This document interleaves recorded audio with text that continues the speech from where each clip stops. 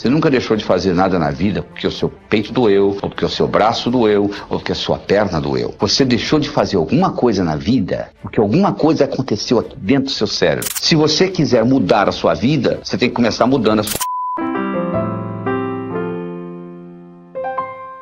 Você está obtendo os resultados que você gostaria de obter na sua vida? Se eu lhe perguntar o que é sucesso, o que você responderia? Se eu perguntar para um amigo seu, provavelmente a resposta será diferente, não é verdade? Sucesso significa coisas diferentes para diferentes pessoas. A definição que nós vamos usar é uma definição que vai servir para todos nós. Sucesso é conseguir o que você quer. O que é diferente de felicidade. Felicidade é querer o que você conseguiu. Para você ser feliz, você não precisa de mais nada. É só aceitar o que você tenha. Isto não lhe impede de continuar almejando outras coisas na vida. Só que, infelizmente, as pessoas confundem sucesso com felicidade. Eu não sei lhe ensinar a ser feliz. Agora, sucesso, sim, é uma ciência. Do mesmo modo que você aprende física, que você aprende química, você pode aprender a ser bem-sucedido. Imagine que eu colocasse aí onde você está assistindo esse vídeo, uma tábua de 40 centímetros de largura e 10 metros de comprimento. Eu colocasse no chão e solicitasse que você andasse nessa tábua, de um lado para outro. Você conseguiria? Provavelmente sim, né? Não tem problema nenhum andar de um lado para outro. Agora eu pegaria essa tábua e colocaria essa tábua entre os dois prédios mais altos de Nova York, 108 andares. E agora eu solicitaria que você atravessasse essa tábua de um lado para outro. Você faria? Provavelmente não. Mas fisicamente você consegue fazer. Você não fez lá, não andaria no chão? O que acontece? Imediatamente vai aparecer no seu cérebro o chamado self-talk. Olha, você vai escorregar, ó, você vai cair, ó, vai ventar. Não é verdade? Você nunca deixou de fazer nada na vida porque o seu peito doeu, ou porque o seu braço doeu, ou porque a sua perna doeu. Você deixou de fazer alguma coisa na vida porque alguma coisa aconteceu aqui dentro do seu cérebro. Não é verdade? Sabe como é que eles treinam o elefante? Eles pegam uma corda, amarram no elefante, amarram numa árvore. Ele tenta sair e não consegue. Tenta sair e não consegue. Tenta sair e não consegue. Ele desiste. Isso quando ele é bebê. Aí ele cresce pensando que ele está amarrado numa árvore. Quando ele já é adulto, o palhaço amarra uma corda nele, amarra na perna do tamborete, da cadeira lá. Ele continua pensando que está amarrado numa árvore. Nós podemos fazer a mesma coisa com pulgas. Você coloca a pulga dentro de um jarro, fecha o jarro. A pulga não gosta de ficar dentro do jarro. Ela pula, volta.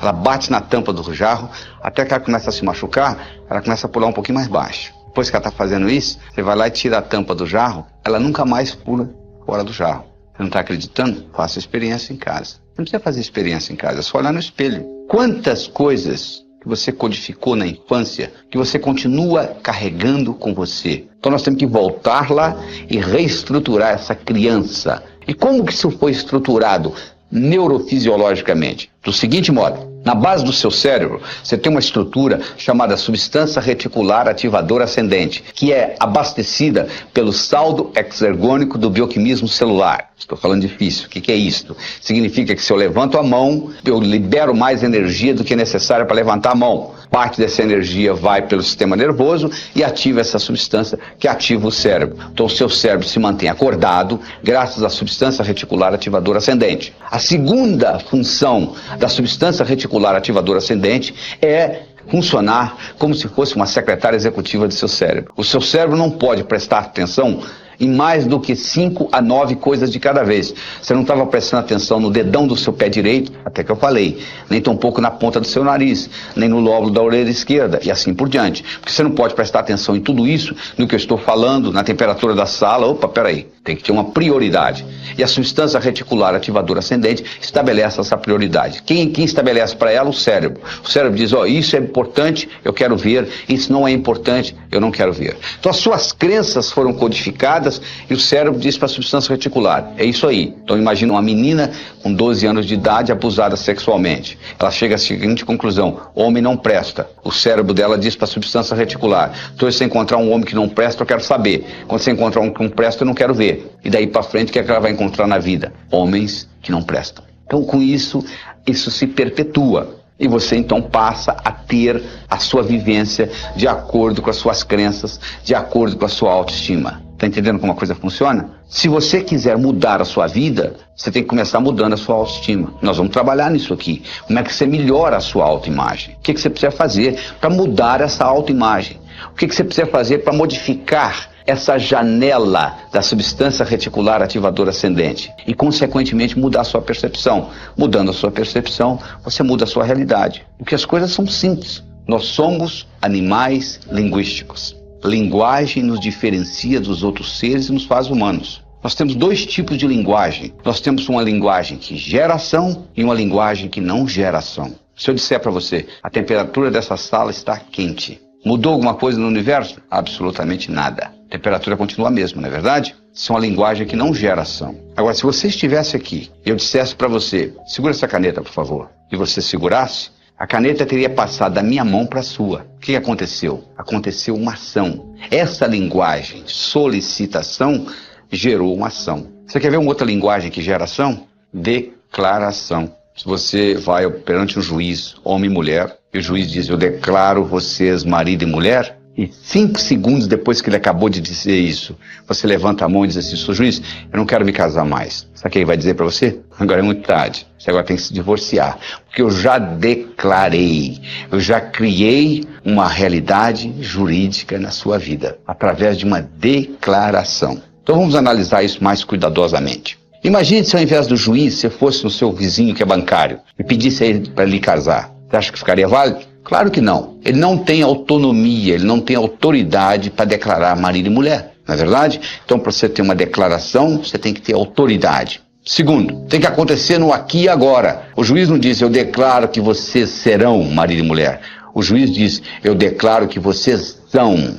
E terceiro, tem que ser positivo. O juiz não declara, eu declaro que vocês não são mais solteiros. Isso não é declaração. A declaração é no positivo, é no aqui e agora, e alguém que tem autoridade. Agora eu lhe pergunto, quem tem mais autoridade sobre você? Você. Quando você tinha 5 anos de idade, não. Seu pai, sua mãe, seus irmãos mais velhos, sei lá quem. Mas hoje, ninguém tem mais autoridade sobre você do que você. Então você tem a possibilidade de recriar você linguisticamente. Esta é a verdade. E como é que você recria você linguisticamente? Declarando. Eu declaro que sou inteligente. Ser, fazer, ter. As pessoas pensam que é o contrário. Se eu tivesse inteligência, não. Eu declaro ser inteligente. Eu passo a fazer o que gente inteligente faz. Eu passo a ter inteligência. Eu declaro ser próspero.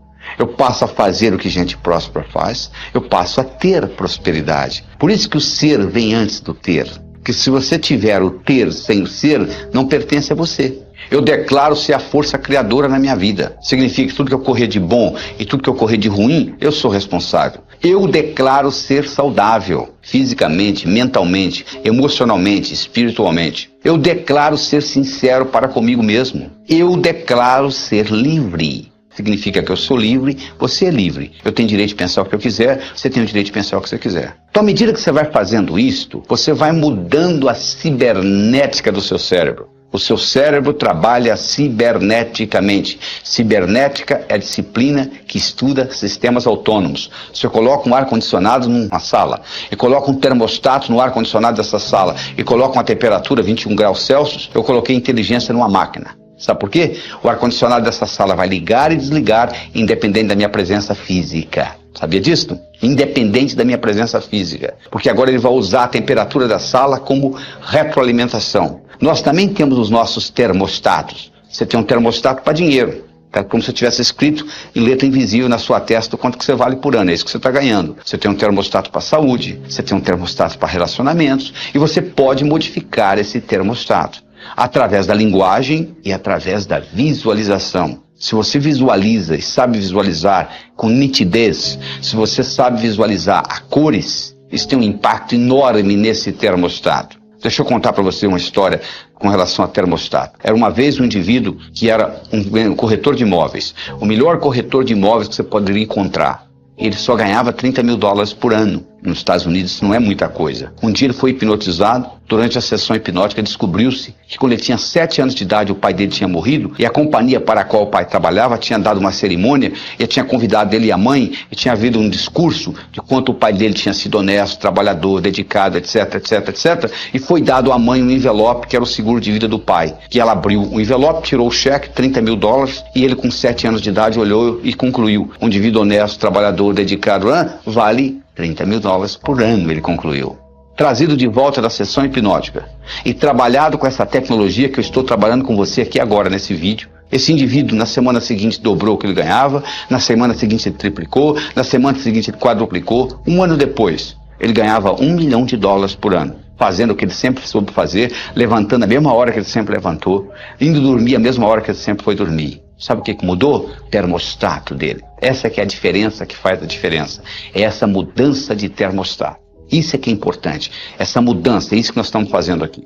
William James, que é considerado o pai da psicologia moderna, ele foi um filósofo, um psicólogo, professor da Universidade de Harvard. Ele tem uma frase famosa que é a seguinte: o passarinho não canta porque está feliz, ele está feliz porque canta. Porque uma vez foi perguntado ao Dr. James: Dr. James, na sua opinião, qual foi a descoberta mais importante no campo do desenvolvimento humano nos últimos 100 anos? Ele disse: na minha opinião, foi que antes pensava-se que para você fazer, você tinha que sentir primeiro. Agora nós sabemos que o contrário também é verdadeiro. Você começa a agir e o sentimento aparece. Então não fique esperando que o sentimento apareça para você começar a executar. Comece a executar que o seu termostato vai mudar. Você começa a modificar isso e um termostato modifica.